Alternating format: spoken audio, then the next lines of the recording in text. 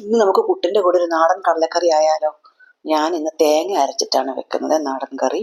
1-2 table spoon തേങ്ങ, അതിലേക്ക് ഒരു നുള്ളു മഞ്ഞൾപ്പൊടി, 1/4 ടീസ്പൂൺ മഞ്ഞൾപ്പൊടി, അതുപോലെ തന്നെ 1/4 to 1/2 ടീസ്പൂൺ മുളക് പൊടി. ഞാൻ കശ്മീരി മുളകാണ് യൂസ് ചെയ്യുന്നത്, അതിന് ഓൾറെഡി കുറച്ച് എരിവുണ്ട്. പിന്നെ മല്ലിപ്പൊടിയും ഇതുപോലെ 1/2 ടീസ്പൂൺ to 3/4 ടീസ്പൂൺ മഞ്ഞൾപ്പൊടി ഇട്ടു. ഇനി അടുത്തതായിട്ട് വേണ്ട ജീരകമാണ്. ജീരകം ടേസ്റ്റിനനുസരിച്ചിട്ട് 1/4 ടീസ്പൂൺ മതി. ഞാൻ ഒന്നിനും സ്പൂൺ എടുക്കാറില്ല, എല്ലാം തട്ടിയിടുക ചെയ്യുന്നത്. അപ്പോൾ അത് കഴിഞ്ഞിട്ട് ഇനി പെരുംജീരകപ്പൊടിയും ഇതുപോലെ 1/2 ടീസ്പൂണൊക്കെ ഇടാം, അതൊരു നല്ല ടേസ്റ്റിന്. ഇനി അത് അരച്ച് നന്നായി മഷി പോലെ അരച്ചതിന് ശേഷം 1 ടേബിൾ സ്പൂൺ വെന്ത കടല, ഞാൻ കുക്കറിൽ വേവിച്ച കടലയാണ്, അതും കൂടി ഇട്ട് അതിൻ്റെ കൂടെ അരച്ച് വെച്ചു. ഇനി കടായി അടുപ്പത്ത് വെച്ച് കടുകും പൊട്ടി കറിവേപ്പില ഇട്ടു.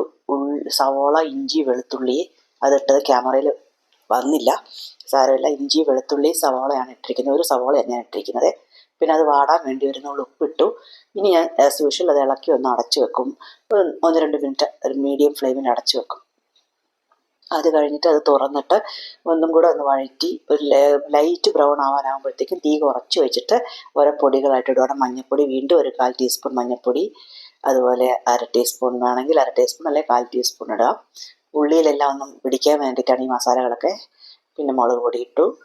പിന്നെ വേണമെങ്കിൽ പെരുംജീരകപ്പൊടി ഇടാം. ഇനി ജീരകം ഇടണ്ട, പെരുംജീരകപ്പൊടി ഇട്ടു. ഇനി നന്നായിട്ട് ഇളക്കി നല്ല വഴറ്റി നല്ല ബ്രൗൺ കളറായി നല്ല മണം വരുമ്പോഴത്തേക്ക് നമുക്ക് തീ കുറച്ച് വെച്ചിരിക്കുകയാണേ, തീ കുറച്ച് വെച്ചിട്ടാണ് ഇതെല്ലാം ചെയ്യുന്നത്.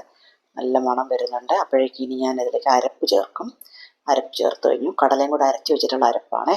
ഇത് നന്നായിട്ടൊന്ന് വഴറ്റിയ നല്ല ടേസ്റ്റ് ആയിരിക്കും. ഞാൻ വഴറ്റുന്ന വീഡിയോയിൽ വിട്ടുപോയിട്ടുണ്ട്. നന്നായിട്ട് വഴറ്റിയതിന് ശേഷം വെന്ത കടലയും കൂടെ അതിൻ്റെ അകത്തേക്ക് ഇട്ടു നന്നായി തിളപ്പിച്ച് കുറുക്കിയെടുക്കണം. കുറുക്കിയെടുത്ത് വന്നു കഴിഞ്ഞിട്ട് നമുക്ക് ഇനി അതിലേക്ക് ഒരു നുള്ള് കുരുമുളക് സ്പ്രേ ചെയ്ത് കൊടുക്കാം. പിന്നെ കറിവേപ്പിലയും കുറച്ചിട്ടിട്ട് പാത്രം അടച്ച് മൂടി വെക്കാം. ഒരു 5-6 മിനിറ്റ് കഴിഞ്ഞ് നമ്മുടെ പുട്ടും ചായയും ഒക്കെ റെഡി ആകുമ്പോഴത്തേക്കും കടലക്കറി നല്ല സൂപ്പറായി നല്ല കൊഴുത്ത കടലക്കറി നമുക്ക് കിട്ടുന്നതായിരിക്കും. ഇതാ കണ്ടോ, നല്ല കടലക്കറിയാണ്, നല്ല ടേസ്റ്റിയാണ്. എല്ലാവരും ട്രൈ ചെയ്യണേ.